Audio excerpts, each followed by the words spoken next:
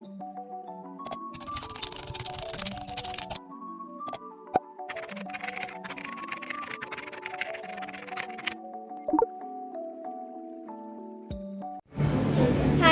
aku Fatia. Aku Alifa. Kami dari Prodi Psikologi. Nah, hari ini tuh kita mau ngomongin apa sih, Alifa? Nah, hari ini itu kita bakal bahas tentang kenapa ada perbedaan mazhab fikih. Sebenarnya mazhab itu apa sih? Jadi mazhab fikih itu perbedaan pendapat di kalangan para ulama yang berdasarkan Al-Quran dan hadis, dan tujuannya itu untuk memecahkan permasalahan yang ada di masyarakat Muslim. Oh, berarti kayak yang contohnya tuh ada yang pakai kunut, ada yang enggak. Iya, betul. Terus ada lagi yang doa iftitahnya beda. Iya, pasti betul. Terus yang terakhir itu yang agak seru tuh ada yang bilang kalau misalnya haid itu nggak boleh baca Quran, ada yang bilang boleh gitu kan? Betul banget. Nah, sekarang kita cari yuk apa aja sih contoh-contohnya.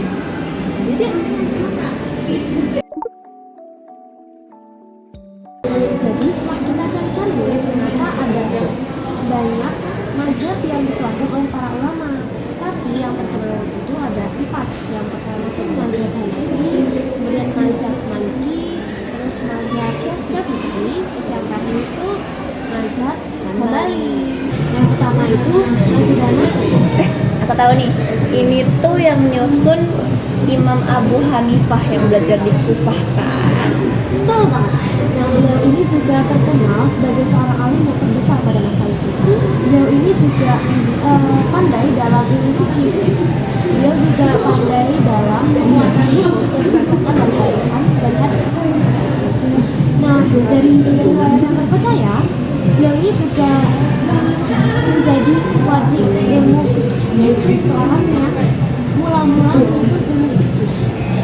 Nah, jadi ada beberapa ulama yang bergaul dengan Abu Hanifah, kemudian mempelajari mazhab-mazhabnya beliau, dan ilmu-ilmu yang mereka pelajari itu mereka bukukan, dan bisa buku-buku itu bisa kita lihat di sana.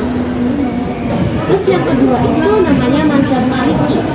Mazhab Maliki ini yang nyusun Malik bin Anas al-Asbahi. Betul. Tapi setahu aku tuh dia belajarnya bukan di Kufah tapi di Madinah. Ya, betul banget. Dia itu membuat kitab ketika di Madinah, namanya kitab Al-Muwatta.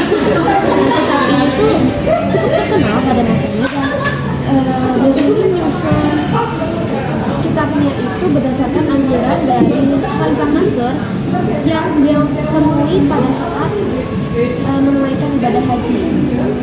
Nah, beliau ini menyusun mazhabnya atas 4 dasar. Yang pertama Al-Quran, kemudian hadis, kemudian ijma, dan qiyas. Nah, beliau ini juga ahli fikih dan hadis. Makanya beliau ini disebut sebagai Sayyid Fuqaha al-Hijaz, yang artinya pemimpin ahli fikih di seluruh daerah Hijaz. Makanya beliau ini cukup berpengaruh dan terkenal pada masa itu. Nah, yang ketiga itu mazhab Syafi'i. Nah, itu salah satu mazhab yang banyak digunakan oleh masyarakat Indonesia. Mazhab Syafi'i ini disusun oleh Muhammad bin Idris bin Syafi'i, atau biasa kita dengar itu sebagai Imam Syafi'i. Nah, Imam Syafi'i itu dari kecil tuh udah terkenal dengan keseriusannya. Bahkan Ali bin Utsman tuh mengatakan bahwa beliau ini nggak pernah menemukan seseorang yang lebih pintar dari Imam Syafi'i ini. Nah, tahu nggak sih fakta yang menarik dari beliau? Imam Syafi'i itu dari umur 7 tahun, beliau ini udah hafal Al-Quran. Terus pada umur 10 tahun, beliau ini juga udah hafal kitab Al-Muwatta. Ingat nggak tadi aku udah sebutin kan kitab Al-Muwatta? Kitab Al-Muwatta itu yang ditulis sama Imam Malik. Nah, pada umur 20 tahun, beliau ini udah mendapatkan izin dari gurunya yang bernama Muslim bin Khalid untuk mengeluarkan fatwa. Tahu nggak fatwa itu apa? Enggak pernah. Pernah dengernya fatwa MUI doang sih. Jadi fatwa itu adalah pendapat dari ulama untuk menyelesaikan masalah hukum Islam yang diajukan oleh masyarakat. Jadi kayak di masyarakat ada permasalahan apa, terus nanti ulama-ulamanya tuh ngasih solusi, namanya apa? Nah, terus ketika beliau mulai menginjak umur 20 tahun, beliau ini pergi ke Madinah untuk belajar keimaman. Karena seperti yang udah aku bilang sebelumnya kan, Imam Malik itu terkenal sebagai seorang ulama yang ahli dalam bidang ilmu hadis dan fikih. Nah, setelah itu beliau ini pergi ke Irak dan bertemu dengan sahabat-sahabat dari Imam Abu Hanifah atau Imam Hanafi. Dia pergi lagi ke Parsi dan beberapa negara lain yang kira-kira perjalanan itu sekitar 2 tahun. Lama ya? Ya. Terus dari perjalanan tersebut, beliau ini mulai bertambah nih pengetahuannya tentang budaya-budaya di beberapa negara tadi. Nah, hal itu yang menjadi pertimbangan beliau dalam menyelesaikan masalah di negara-negara tersebut. Gitu. Jadi beliau ini adaptasi budaya, terus nanti biar kayak pas dia ngeluarin hukum itu dia tidak menyalahkan tidak menghilangkan budaya, terus tapi juga tidak menjauh dari Islam itu sendiri. Terus dia itu juga diminta oleh Khalifah Harun ar-Rasyid supaya tinggal di Baghdad. Nah, ketika dia menetap di Baghdad, beliau itu mulai menyiarkan agama dan informasi yang beliau dapatkan dari perjalanan beliau ke negara-negara tadi. Nah, di sini juga beliau itu mulai mengambil pendapat yang pertama, yaitu qaul qadim. Terus dia itu kembali lagi ke Mekah pada tahun 198 Hijriah. Nah, pada tahun itu juga beliau ini pergi lagi ke Mesir dan mulai menyusun pendapat beliau yang baru, yaitu qaul qadim. Nah, yang keempat itu mazhab Hambali. Nah, mazhab ini disusun oleh Ahmad bin Muhammad bin Hanbal bin Hilal. Nah, beliau ini semenjak kecil itu udah belajar di Baghdad, Syam, Hijaz, dan juga Yaman. Beliau ini juga murid dari Imam Syafi'i. Gitu. Nah, bahkan Imam Syafi'i itu juga menguji kepandaian Imam Hambali tentang Imam Hambali ini pandai banget dalam menghafal hadis gitu. Dan murid dari mazhab Hambali itu ada banyak, dan salah satu yang terkenal tuh ada Bukhari dan Muslim. Pernah dengar kan pasti ya? Kan Bukhari dan Muslim itu udah banyak mengeluarkan hadis-hadis, pasti nggak asik lah ya. Nah, beliau ini dalam menyusun mazhabnya itu terdiri dari 4 dasar. Yang pertama tuh dari Al-Quran hadis, terus fatwa sahabat, terus hadis mursal atau hadis yang lemah, tapi kalau nggak yang bertentangan dengan dalil-dalil lain ya. Terus yang terakhir tuh dari kias, tapi kias ini digunakan kalau memang udah nggak ada jalan lain, Berarti opsi terakhir gitu ya. Nah, setelah kita bahas tentang 4 mazhab terkemuka tadi, kita sekarang bakal bahas tentang periode mazhab itu sendiri. Gimana sih? Jadi periode mazhab sendiri itu sebenarnya ada 5. Yang pertama itu ada periode pertumbuhan. Jadi kita tunggu dulu. Itu tuh mulainya dari 0 sampai 1 Hijriah. Abad 0 sampai 1 Hijriah. Itu tuh ada 2. Yang pertama itu waktu zaman Nabi SAW. Jadi waktu Rasulullah masih ada itu sebenarnya cikal bakal mazhab ini udah ada. Jadi itu tuh bentuknya belum kayak mazhab, tapi masih berupa pendapat-pendapat para sahabat yang berbeda. Pada saat itu kan sumber yang digunakan oleh para sahabat itu baru ada Al-Quran dan hadis, belum ada yang lain-lainnya. Jadi mereka tuh pasti waktu menafsirkan Al-Quran dan hadis itu sendiri berbeda masing-masing orangnya, karena tiap orang beda kan, pasti nggak mungkin sama. Nah di situ tuh mereka ketika menemukan kebingungan, seperti contohnya mereka tuh waktu itu sedang ada dalam perjalanan panjang dan itu sudah waktunya sholat asar. Mereka ada yang berpendapat bahwa mereka harus menunaikan sholat asar secepatnya, ada juga yang berpendapat kita harus menyelesaikan perjalanan ini terlebih dahulu gitu. Dan ketika ada perbedaan pendapat seperti ini itu mereka membawanya ke Rasulullah SAW dan bertanya yang mana sih yang benar. Nanti Rasulullah SAW akan istilahnya mengkonfirmasi apakah dua-duanya benar ataukah hanya salah satu yang benar. Nanti beliau yang mengkonfirmasi gitu. Nah yang kedua itu ada waktu ketika masa para sahabat, jadi setelah wafatnya Nabi. Jadi pas masa itu tuh para sahabat itu pendapatnya pasti beda-beda, dan pada saat itu kan sudah tidak ada Rasulullah yang memediasi tuh. Jadi harusnya sebenarnya chaos gitu berantakan. Tapi mereka itu tahu bahwa mereka harus menghargai pendapat masing-masing gitu. Jadi nggak ada pertempuran yang berarti sih pada masa itu gitu. Walaupun sebenarnya ya perdebatan-perdebatan itu tuh masih ada, cuman karena mereka juga lagi di masa kebingungan setelah Nabi wafat, jadi itu bukan problem itu. Jadi perbedaan pendapatnya tuh karena Rasulullah sendirinya sudah wafat dan mereka tuh melihat tindakan-tindakan Rasulullah, ada yang mikir bahwa itu tuh sebagai ibadah, ada juga yang mikir bahwa itu tuh cuman kegiatan biasa aja. Kayak misalnya pas tawaf itu Nabi kan berlari-lari kecil, ada yang berpendapat bahwa itu adalah sunnah, dan ada juga yang berpendapat bahwa Nabi berlari-lari kecil karena ada motivasi tertentu gitu. Nah, yang selanjutnya itu ada periode pembentukan. Periode pembentukan ini masanya dari abad ke-1 hingga abad ke-2 Hijriah.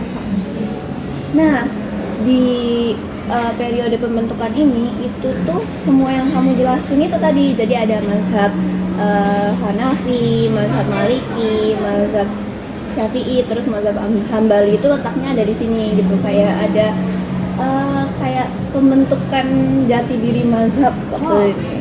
Terus di sini tuh sebenarnya juga ada mazhab-mazhab lainnya, ada lumayan banyak. Cuman mazhab ini tuh nggak bisa berkembang, nggak bisa mengikuti perkembangan waktu gitu. Jadi mereka tuh cenderung dilupakan. Sedangkan mazhab yang 4 utama tadi itu dia banyak dikembangkan gitu. Nah ini juga lanjut ke periode selanjutnya, yaitu periode keemasan. Itu di abad ke-3 sampai 9 Hijriah. Di situ tuh banyak banget kayak ulama-ulama yang membukukan buku tentang mazhab-mazhab tersebut. Terus kayak mereka juga mengkaji lebih dalam soal mazhab-mazhab yang dituliskan oleh 4 besar tersebut gitu.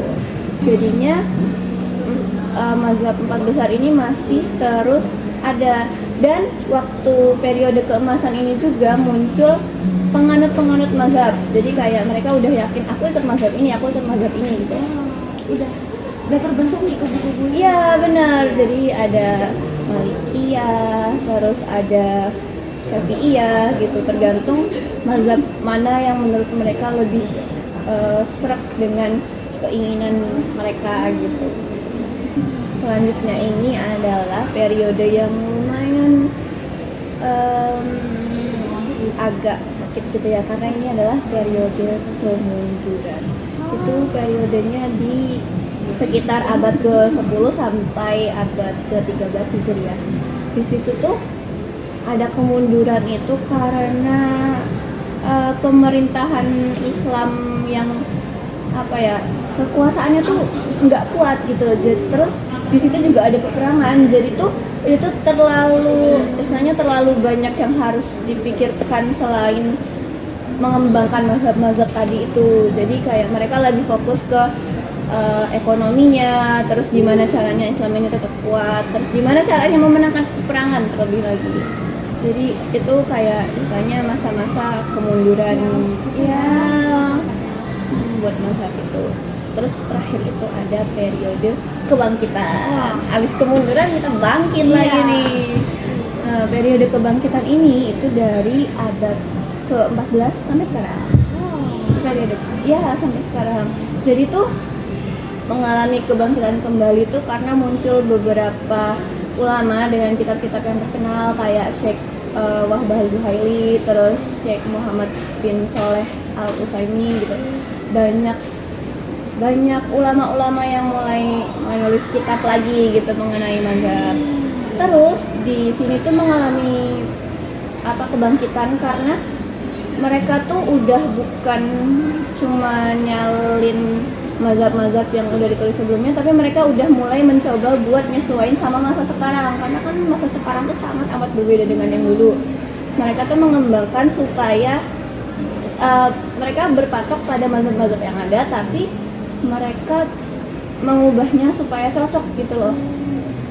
Dimodifikasi. Iya betul, dimodifikasi supaya kita lebih gampang nerimanya, karena kan kita bukan orang zaman dulu gitu istilahnya. Dengan adanya ini tuh istilahnya Islam jadi lebih mudah diterima sama masyarakat yang sekarang karena pasti metodenya kan beda sama yang dulu. Nah, setelah pembahasan kita tadi kan kita udah bahas kalau misalnya ada 4 mazhab terkemuka. Yang pertama tuh ada mazhab Hanafi, terus mazhab Maliki, terus mazhab Syafi'i, terus yang terakhir itu mazhab Hambali. Terus tadi kita juga bahas tentang sejarahnya juga kan, gimana periodenya mazhab itu. Terus pasti di benak kita tuh timbul pertanyaan kayak kita tuh harus ngambil atau berpedoman ke mazhab apa sih buat beribadah itu? Itu sebenarnya kan kita mazhab-mazhab itu timbul karena setiap orang beda-beda. Semua orang punya pemikirannya masing-masing.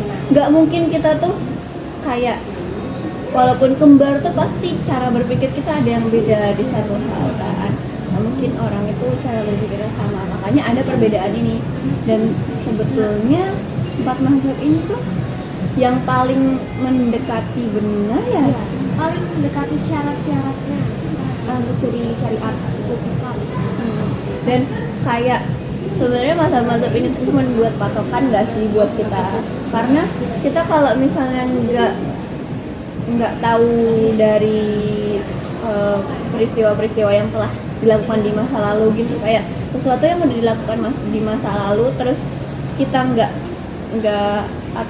nyimpen itu atau nggak menggunakan itu untuk pengetahuan selanjutnya, pengetahuan tuh nggak akan berkembang kan, pasti di situ-situ terus kan.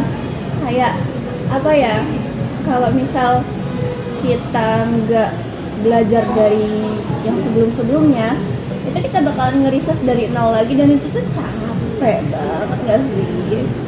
Kita tuh harus berkembang tapi harus berpedoman dari informasi sebelumnya.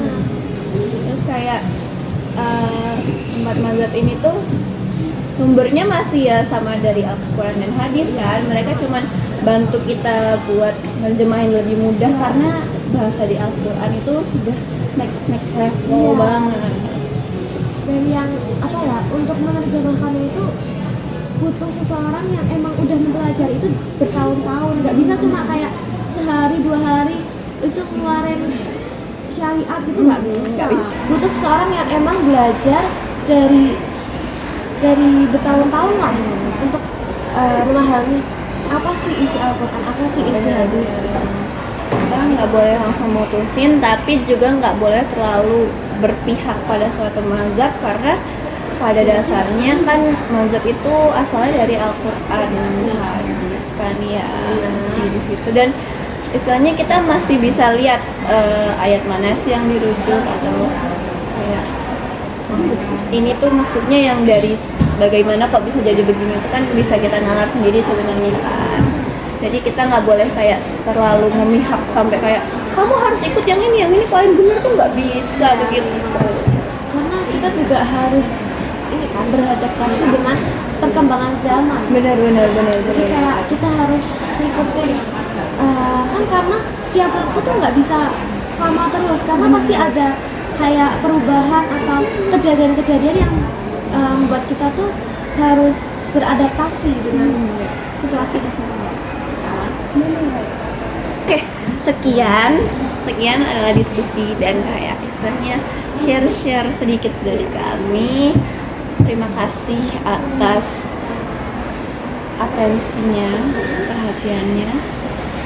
Kalau misalnya ada salah, ya maaf Ya. yang sebesar-besarnya. Dan kesalahan tuh datangnya dari kami sendiri, dan kalaupun ada kelebihan itu datangnya dari Allah Subhanahu wa Ta'ala. Ya, sekian dari kami. Wassalamualaikum warahmatullahi wabarakatuh.